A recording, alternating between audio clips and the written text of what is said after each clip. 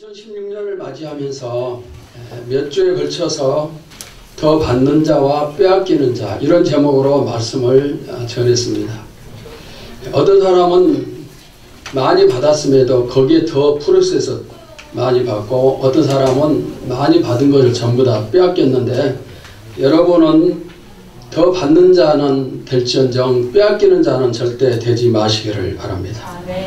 우리가 몇 주 동안 말씀을 들으면서 궁금한 점이 하나 있을 겁니다. 뭐냐면은, 하나님은 용서의 하나님이신데 왜 빼앗고 다시 또 회복의 기회를 주시지 않는가, 이런 질문을 아마 한 사람들이 있을 겁니다. 그런데 이제까지 살필 사람들은 돌이키질 않았어요. 돌이키고 싶지만은 이미 늦었기 때문에, 기회가 없어서 돌이키지 못한 사람도 있고, 기회는 있지만은 돌이키기 싫어서 기회를 붙잡지 않은 그런 사람들도 있습니다. 성경에는 이 두 종류의 사람들이 아주 많이 나오고 있습니다. 하나님은 우리에게 기회를 주십니다. 베드로가 질문을 했어요. 예수님, 사람이 나에게 잘못하면 몇 번 용서를 하면 됩니까? 7번이면 족하겠습니까? 이렇게 질문했을 때 예수님께서 아니다, 70번씩 7번이라도 해라. 이것은 끝없이 영원토록 용서해라. 바로 그런 말씀입니다. 여러분, 하나님은 우리를 끝없이 용서해 주십니다. 내가 넘어지면은 언제든지 항상 일으켜 세워주시는 그런 분이십니다. 우리가 신앙생활하면서 게으를 수가 있습니다. 그리고 하나님 앞에 잘못을 범할 수도 있습니다. 또 때로는 하나님을 멀리 떠나는, 정말 몇 년 동안 예배를 안 드리면서 그렇게 떠나는 삶을 살 수도 있습니다. 그러나 그럼에도 불구하고 하나님은 기다리고 계십니다. 이렇게 기다리고 계실 때 우리가 해야 될 일은 돌이키는 겁니다. 돌이킬 때 잃어버린 것을 하나님께서 회복을 시켜주시는 그런 축복을 받을 수가 있습니다. 우리가 잘 아는 둘째 아들이 집을 떠났습니다. 그 다음부터 아버지는 언제나 문을 열고 아들이 돌아오기를 기다립니다. 오랜 시간 후에 이 아들이 가지고 간 재산 다 탕진하고 거지가 되어서 돌아올 때 아버지는 신도 신치 않고 뛰어가서 그 아들을 맞이하고 입을 맞추고 새 옷을 입히고 새 신발을 신기고, 그리고 이제 짐승을 잡아서 잔치를 벌립니다.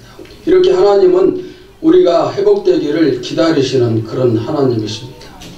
목자가 양을 잃어버렸을 때도 마찬가지예요. 그 양이 돌아오기를 기다리고 또 그 양을 찾아 나서는 목자의 모습이 바로 하나님의 모습입니다. 오늘 우리 교인 가운데 분명히 잃어버린, 정말 실패한 그런 사람들이 분명히 있습니다. 누구인지는 모르겠지만 교회 안에는 어느 교회도 마찬가지로 실패의 길을 걷고 잃어버린 그런 사람들이 분명히 있습니다. 그러면 어떻게 되는가? 그 사람들은 기회가 주어졌을 때 회복을 해야 돼요. 붙잡아야 됩니다. 오늘 만약에 여러분들 가운데 회복의 기회가 주어졌다 생각하는 분들은 꼭 붙잡을 수 있기를 바랍니다. 한번 잃어버렸다고 해서 끝이 아니에요. 하나님은 기회를 주시는 하나님이십니다. 자, 이제 오늘 우리가 살필 인물은 마가 요한이라는 사람입니다. 성경에는 마가 이렇게 기록되기도 하고, 때로는 요한이라고 기록되기도 하고, 마가 요한 함께 기록되기도 하는데, 자, 이 마가 요한의 삶을 성경을 연구를 해보니 3단계로 구분을 할 수가 있었습니다. 그런데 정말 기가 막힌 3단계예요. 자, 첫째는 신앙의 좋은 환경이 첫 번째 단계입니다. 마가의 환경은 신앙생활하기 아주 좋은 환경이었습니다. 마가의 어머니가 누구인가? 마리아입니다. 여러분, 성경에 마리아라는 이름의 여인이 아주 많이 나와요. 그런데 이상하게도 공통적인 점은 뭐냐면, 이 마리아에는 이 이름을 가진 모든 여인들이 전부 다 믿음이 좋은 사람이에요. 그리고 정말로 충성하는 그런 사람들입니다. 마가의 어머니 마리아도 마찬가지예요. 제가 성경을 살펴보면서 제 스스로 내린 결론은, 많은 마리아가 성경에 나오고 있지만 그 중에서 가장 예수님께 충성하고 헌신하고 봉사를 많이 한 마리아는 마가의 어머니예요. 얼마나 복을 받은 여인인지 모릅니다. 예수님이 살아계실 때 예수님과 제자들의 뒤를 항상 따르면서 필요를 채우고 봉사하고 대접한 여인이 마가의 어머니예요. 마가의 집은 부유했어요. 그러니까 이 마가의 어머니가 그 일을, 그런 일, 섬김을 도맡을 수 있다 볼 수가 있습니다. 그 다음에 예수님이 십자가에 못 박힐 때 그때도 함께 했고, 그리고 예수님이 부활하신 다음에 이 마리아의 집에 최소한 몇 번 정도는 방문을 할 정도로 예수님의 사랑을 받았던 그런 여인입니다. 예수님이 부활하시고 40일 이후에 승천하셨죠. 승천하신 이후에 제자들이 한 곳에 모여서 전심전력으로 기도를 하는데 그 모임의 장소가 바로 마리아의 집이었습니다. 그 다음에 오순절날 성령이 임하심이 사도행전 2장 1절에서 4절에 나오는데 그 다락방도 어쩌면은 마리아의 집이었다 이렇게 주장하는 학자들도 많이 있습니다. 물론 그게 아니다고 주장하는 사람들도 있습니다.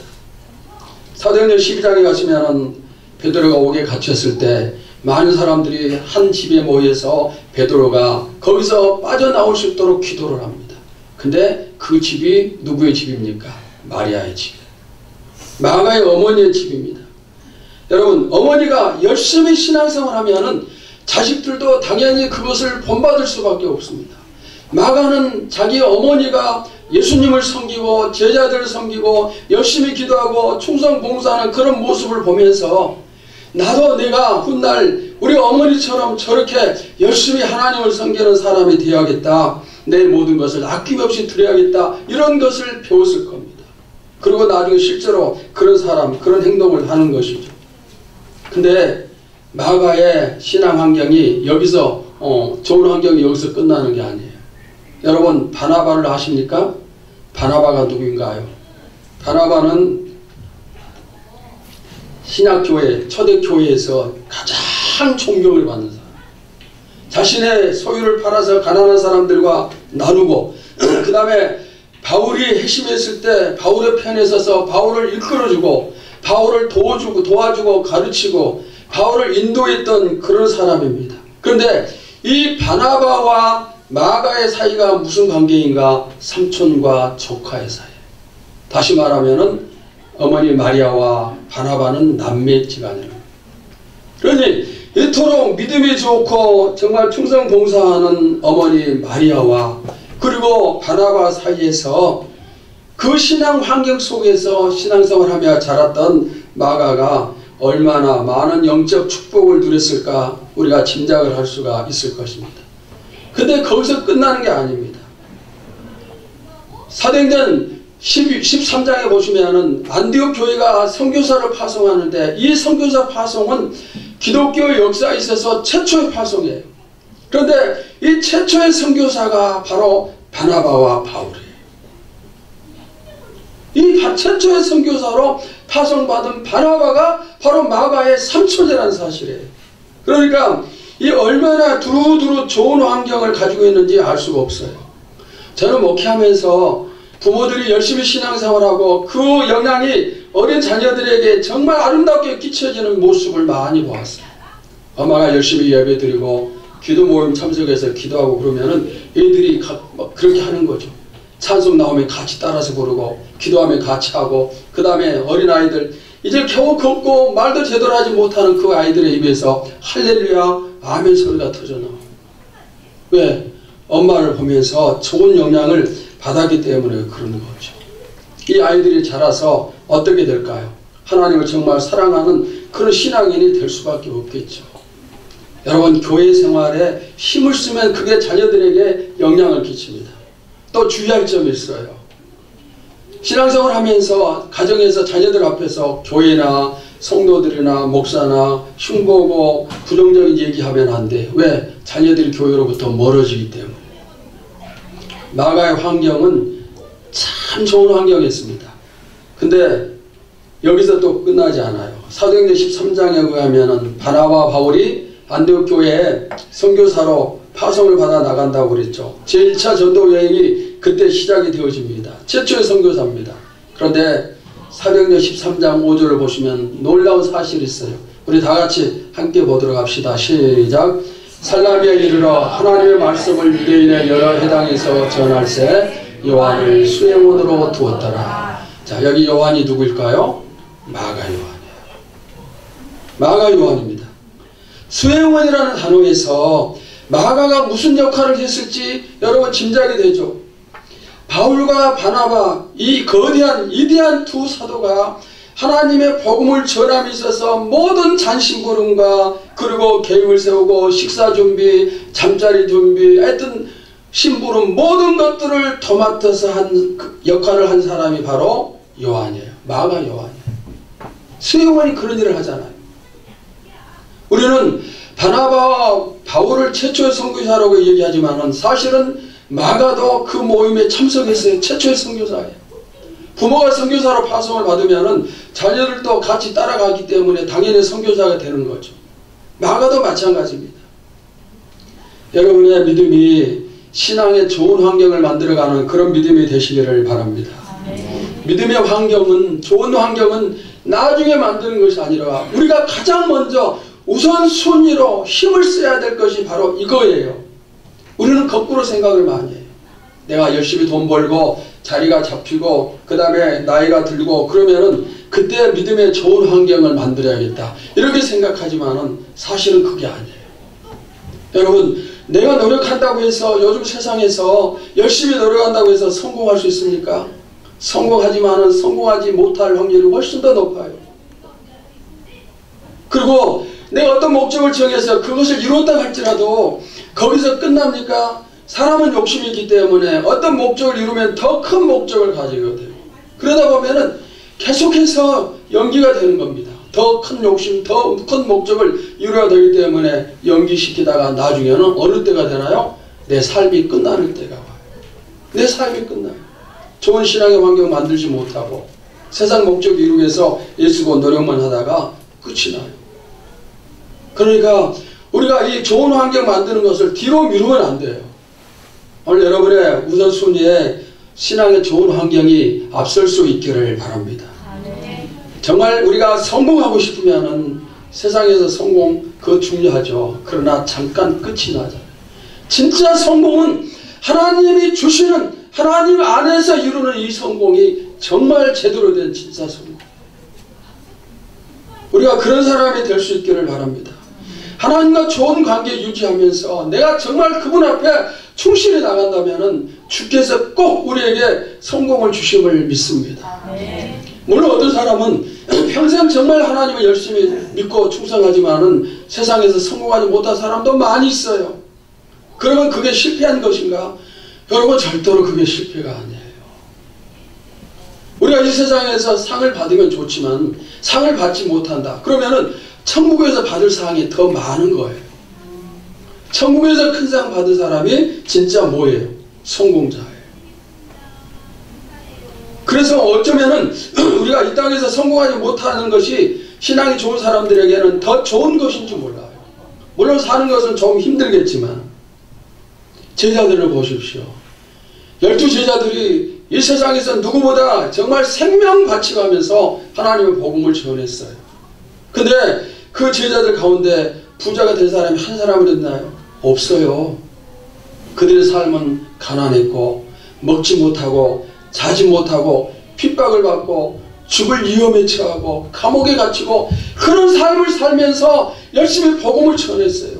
그리고 결국에는 제 명대로 살지 못하고 그들 모두가 다 순교를 당했어요.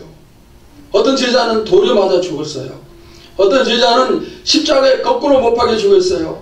어떤 사람은 목이 잘려서 죽었어요. 세상적으로 보면 그들 전부 다 실패자예요. 한 사람도 성공하지 못했어요. 그러나 하나님 보시기에 그들은 위대한 성공자예요. 천국에서 그들의 상이 얼마나 클지 여러분이 잘 알 수 있으리라고 믿습니다. 오늘 저는 여러분이 이 사실을 꼭 깨닫기를 바랍니다. 하나님 훗날 나를 부르실 때 우리 모두가 천국에서 받을 상이 많아져야 됩니다.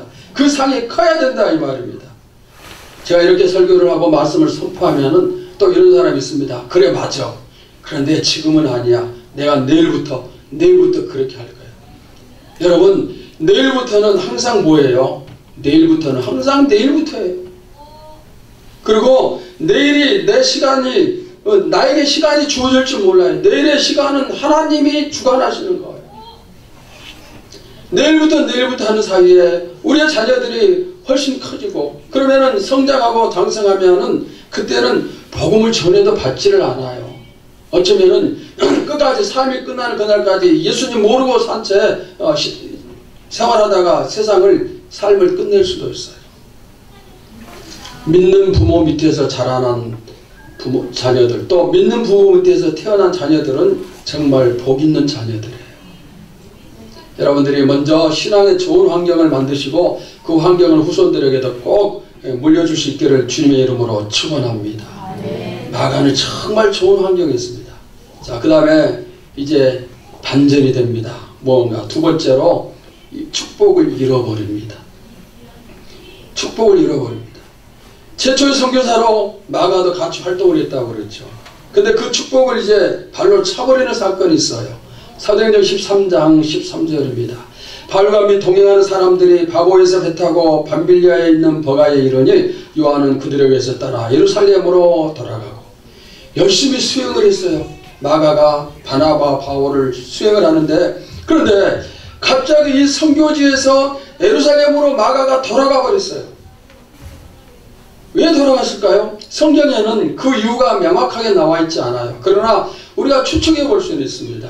어떤 추측인가? 첫째는 이런 추측이 있어요. 마가가 나이가 어리기 때문에 타향에 나가서, 타지에 가서 오랫동안 생활하니까 엄마가 보고 싶고 고향이 그리워요. 상수병에 걸렸어요. 그래서 돌아갔다. 또 이런 주장도 있습니다. 어떤 주장인가? 바울이 전도하는 도중에 풍토병에 걸렸어요. 그걸 보면서 나도 잘못하면은 저런 병에 걸리고 잘못하면 죽겠구나. 그래서 무서워서 돌아갔다. 그런 설도 있습니다. 세 번째는 이런 설입니다. 어떤 건가? 마가가 선교는 하지만은 미리서 철저하게 훈련받지 못하고 준비하지 못했어요. 그러다가 환란이 오고 핍박이 오고 질병이 찾아오고 어려움이 찾아오니까 견디지 못해서 그냥 고향으로 돌아갔다는 거예요. 저는 이 세 번째 설이 맞다고 생각을 해요. 견디지 못하니까, 너무 힘드니까 그냥 돌아간 거예요. 여러분, 선교는 지금도 얼마나 힘듭니까? 그런데 2000년 전에 선교라면 지금보다 훨씬 더 환경이 열악하고 힘들죠. 핍박도 많이 있고. 여러분 전부 다 잘 아시겠지만 지난 1월 달에 캐나다 국적을 가지고 있는 한국인 임현수 목사님, 그분이 북한에 억류됐어요. 이분은 20년 동안 북한에 110번 정도를 들어갔다 나왔다 하면서 그들에게 식량을 전하고 생필품을 전하고 정말 그들에게 최선을 다해서 헌신 봉사하면서 자신을 희생했던 그런 사람인데 갑자기 북한이 그분을 억류를 시켰어요. 그리고 지금 풀어주지 않고 있어요. 우리 교회가 선교 후원하고 있는 김홍면 선교사님, 중국에서 10몇 년 동안 선교를 했습니다.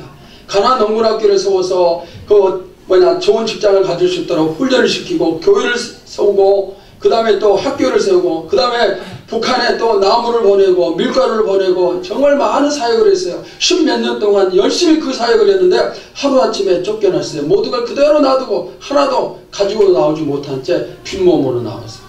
지금 그분은 캄보디아에서 가나안 학교를 세우고 그리고 지금 또 계속 사역을 하고 있습니다.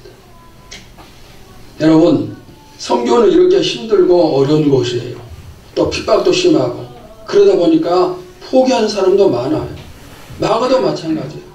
마가가 이렇게 힘든 선교 앞에서 포기하고 돌아온 것 충분히 이해가 돼요. 나이 어린 마가가 그렇게 할 수 있어요. 그런데 아쉬움이 있어요. 왜 아쉬움인가? 그 놀란 축복을 조금만 잘 참고 견뎠으면 정말 엄청난 그런 역사를 이룰 수 있을 텐데 그것을 참지 못했어요. 너무너무 아쉬운 거예요. 거기서 돌아보는으로 말미암아서 많은 축복을 놓쳤어요. 그리고 안 좋은 일들도 많이 생겼어요. 바울과 바나바가 어땠을까요? 자신의 수행을 들던 그 사람이 가버리니까 마가가 하던 일들을 자신들이 하면서 선교도 동시에 해야 돼요. 여러분, 한 사람이 빠져나갔다고 해서 하나님의 선교 계획이 무너지는 건 아니에요. 하나님의 1차 선교 계획은 다 이루어지는 겁니다. 그러나 마가와 바나바와 바울은 그만큼 더 힘들어지는 거예요. 왜? 마가가 해야 될 일을 자신들이 같이 해야 되기 때문에. 여기서 우리가 중요한 교훈을 얻을 수가 있습니다. 여러분이 교회에서 무슨 직분을 받았습니까?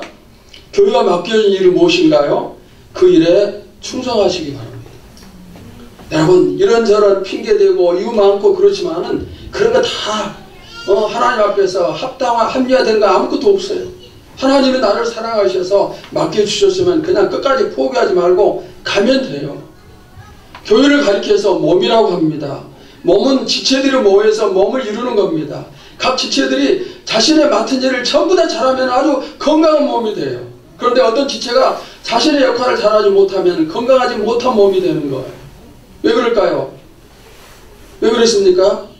어떤 지체가 역할을 못한다고 해서 몸이 죽는 건 아니에요. 어떤 사람이 교회 사명 감당하지 않는다고 해서 교회가 문 닫고 없어지는 건 아니에요. 다 하나님이 이끌어 가시는 거예요. 그러나 남아있는 사람들이 힘들어지는 거예요. 그 사람 일을 대신해야 되기 때문에. 예를 들면은 제가 며칠 전에 오른쪽 어깨에 통증이 좀 왔어요. 갑자기 통증이 와서 그래서 오른손이 역할을 못하는 거예요. 물건도 못 들고 밥 먹을 때 숟가락을 듣는 것도 힘들고 그래서 왼손으로 밥을 먹어봤어요. 너무나 불편해요.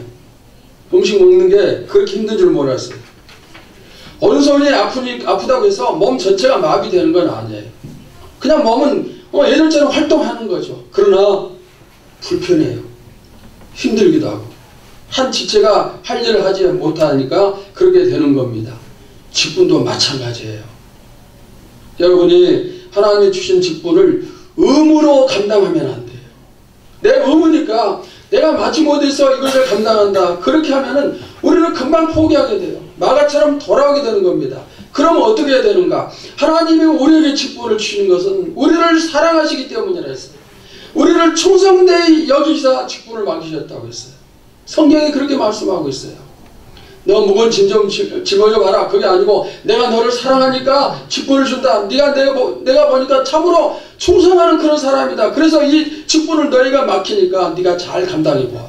하나님이 이렇게 우리에게 직분을 주시는 겁니다. 의무로 인식하지 마세요. 그러면은 그런 사람들의 입에서는 계속해서 힘들다. 하나님 일하면서도 매일매일 힘든 거예요. 그러다 보면 어떻게 됩니까? 문제가 생기면 포기하고 핍박이 오면 포기하고 가정의 환경이 나빠지면 포기하고 심지어 어떤 사람은 기분 나쁘면 포기하고 그러죠. 하나님이 나를 사랑하시고 충성되게 여기서 주신 직분을 그렇게 포기할 수 없죠. 여러분의 믿음에 성숙하시기를 바랍니다. 어떤 상황에서도 이 사실을 깨닫고 하나님께서 나를 사랑하시고 충성되게 여기서 그렇게 너를 믿고 인정을 해주시는데 거기에 내가 보답해야 되겠다. 이 자세를 가져야 되지 않겠습니까?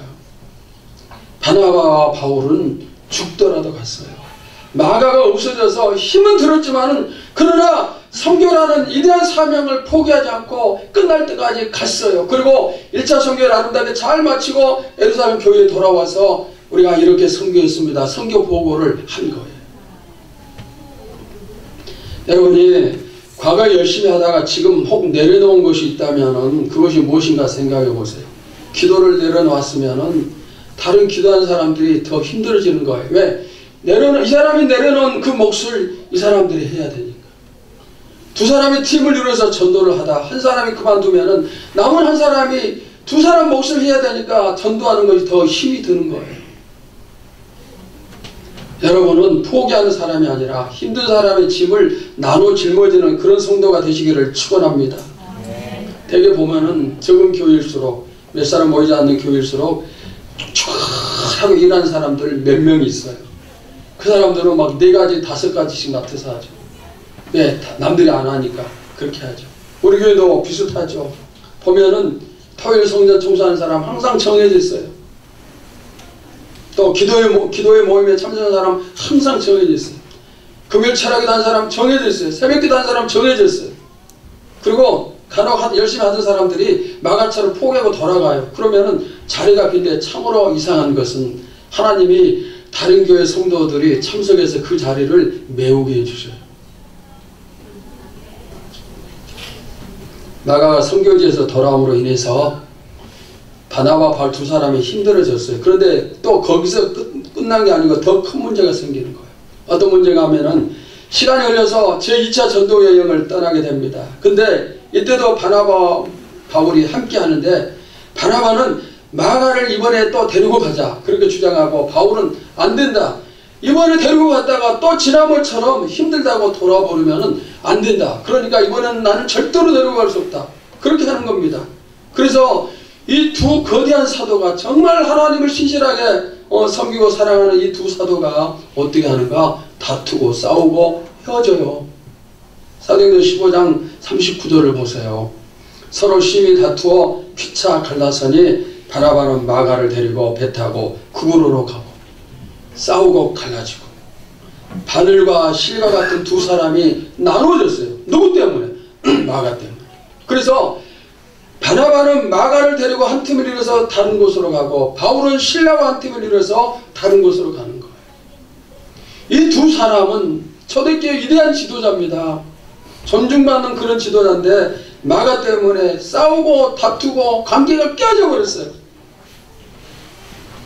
여러분은 좋은 관계를 만드는 사람이 되시길 바랍니다. 깨뜨리는 사람이 되면 안 되죠.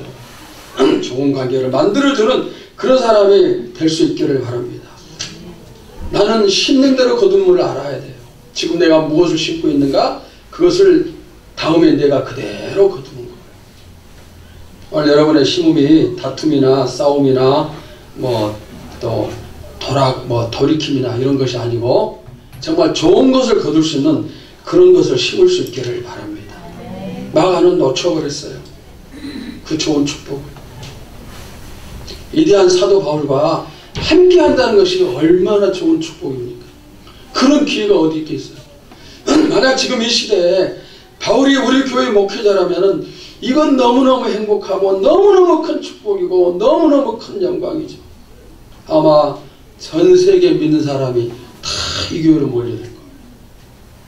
그런데 마가는 그런 위대한 사도와 함께 할 수 있는 기회를 스스로 차버렸어요. 놓쳐버렸어요. 자, 그러면 거기서 끝인가?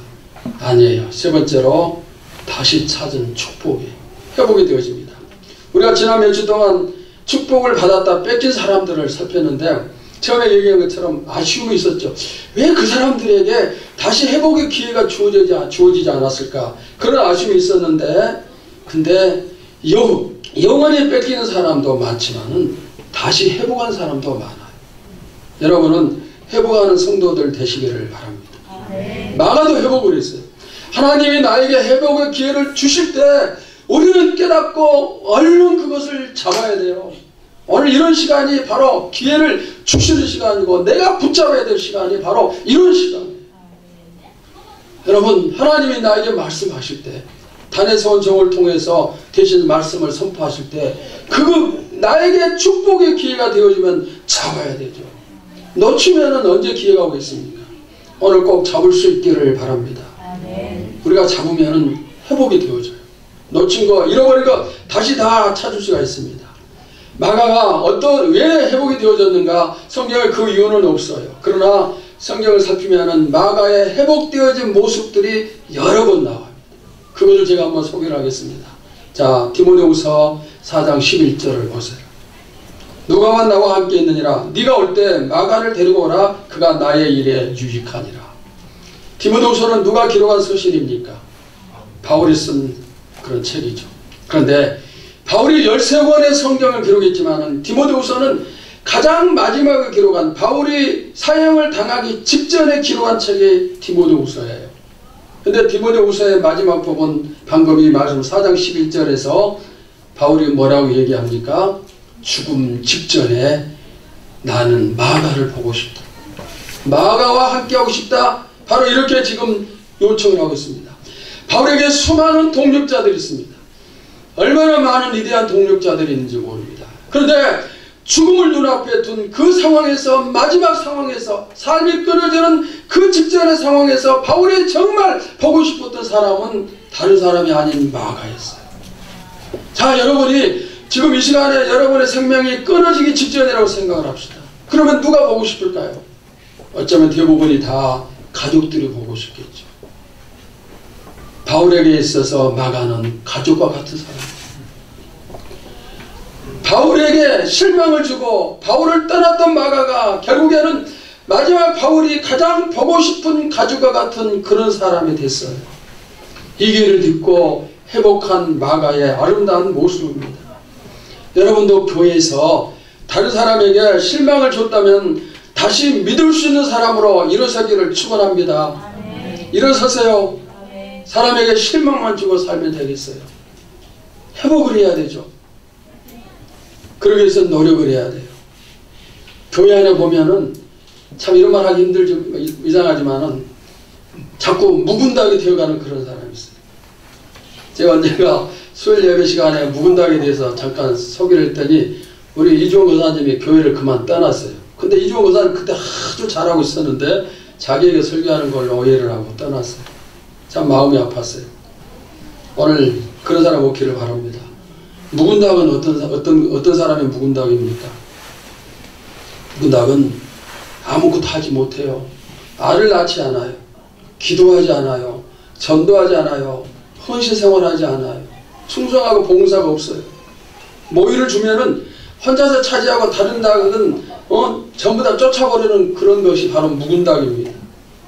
텃세 부리고 내가 할 만큼 했으니까 이제는 쉬면서 대접이나 받아야겠다, 이렇게 생각을 하는 것이 묵은닭의 모습이에요. 그런데 이 묵은닭도 변화가 될 수가 있어요. 어떻게 하면 변화가 된 줄 아십니까? 닭의 털을 전부 다 뽑아버리면 알을 새롭게 낳는다는 거예요. 털을 뽑는 것은 뭐예요? 고난이에요. 하나하나 뽑힐 때 얼마나 아프겠어요. 여러분 얼굴에 있는 수염이나 머리카락을 뽑을 때 아프잖아요. 닭의 온몸의 털을 전부 다 뽑아버리면 얼마나 아프겠어요. 그게 바로 엄청난 고난이에요. 다시 말하면 내가 묵은 닭과 같은 신앙인이 되어서 더 이상 알을 낳지 못하고 하나님 앞에 충성 헌신하지 못하고 그냥 텃세만 부리고 대접만 받기를 원하고 그럴 때 그 사람이 회복이 되어져야 되는데 말을 듣지 않으면 회복시키는 방법은 하나님이 고난을 주신다는 거예요.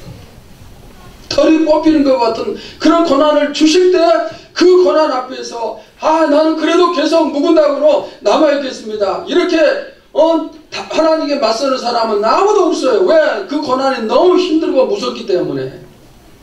여러분, 고난 당하기 전에 회복하세요. 돌이키시기를 바랍니다.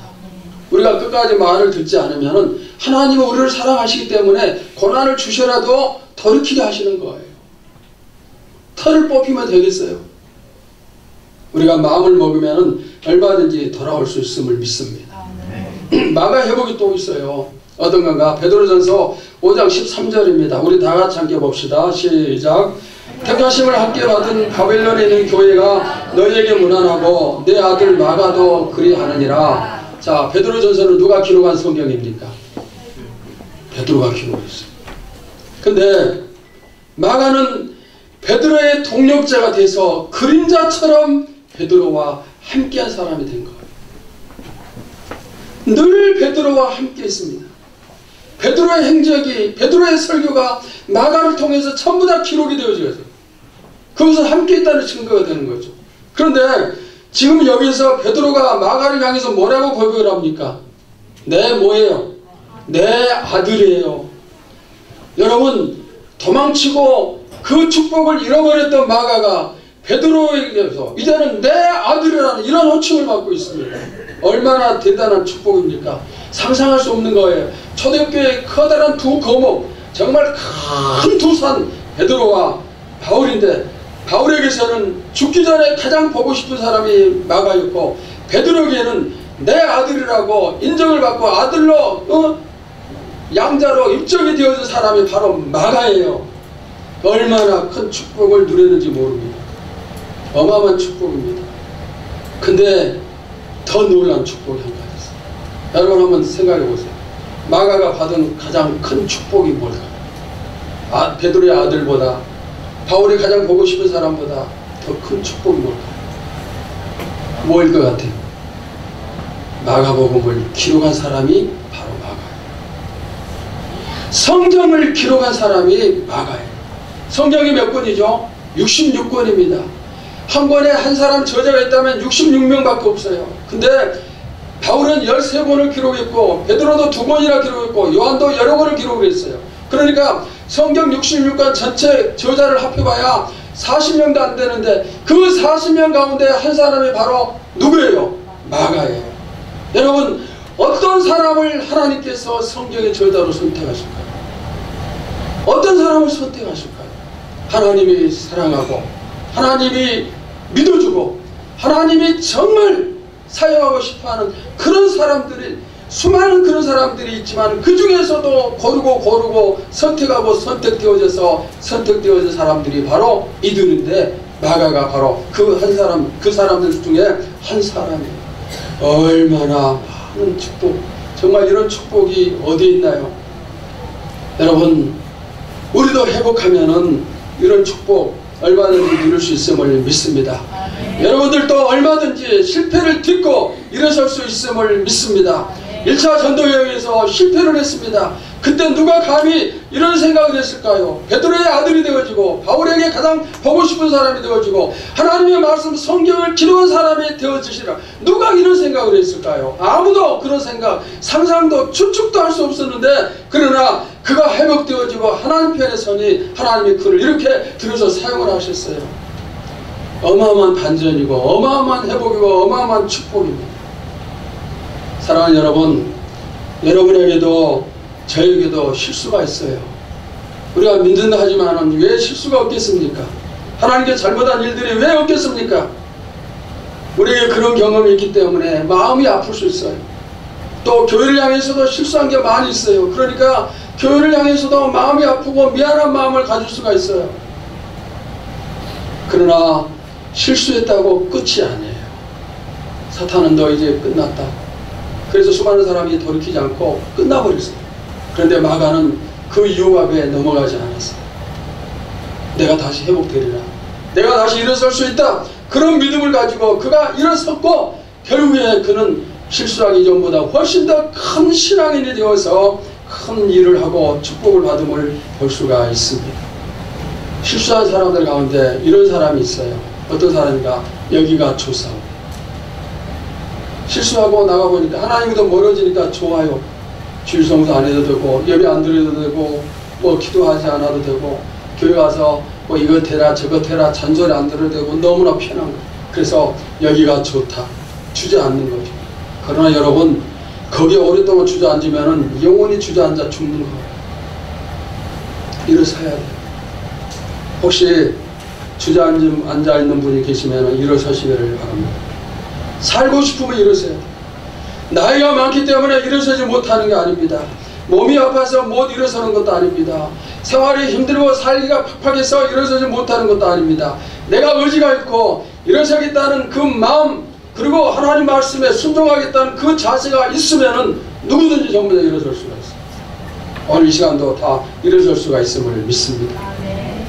여러분 모두 다 일어서서 회복의 길로 나가시기를 축원합니다. 우리 다 같이 찬송 527장 그 1절의 가사를 한번 이제 화면에 나오는데 함께 소리내서 보도록 합시다. 시작. 어서 돌아오, 어서 돌아마노. 지은 죄가 아무리 무겁고 크기로 주 어찌 못 담당하고 못 받으시리요.